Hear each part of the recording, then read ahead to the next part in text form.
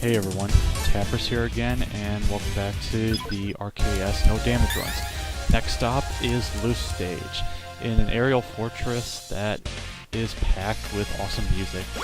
I would let this just go, but I guess there's some stuff to talk about. Pretty much this is sort of got some enemies that you'd think that are from Airman stage, like those air boys. Yeah, it's really uninspired. Then you have these hawks that pretty much act like pippies, but they drop eggs that shoot out a spread shot. So they're actually real big jerks in this game. Unusual to air stages, there's actually overhead spikes.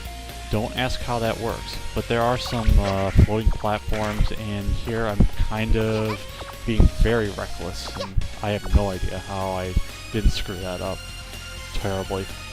Hello, Man, part of the stage. You look awfully familiar and unnecessary. Here with these platforms, be careful not to move left or right while on them, or at least when you're going forward, because you will rocket into a pit of spikes. This last section, well, it's pretty much what you expect from Airman, and ignore the background back there. This can be a tricky area because these clouds will obscure your view from time in and time out. Sometimes you can see the bullets, sometimes you can't. You just have to anticipate it. But yeah, that's totally not Angel Island back there. And this guy's a jerk too, because he can send a cannonball that pretty much will hit you. But with that, that's the end of the stage. You can just slide all the way behind them and no problem. And oh no, there's no arena.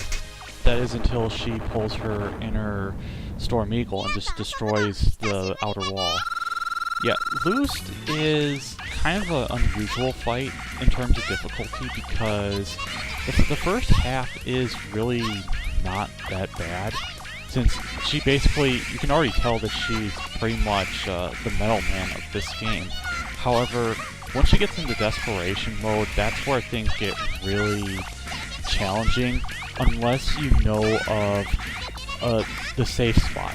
As you can see, I'm on a lower elevation than she is, because I actually jumped into the door and moved forward. That made setting up my positioning much easier. That way I can pretty much just duck the purple shots, the purple loose autumns she's shooting.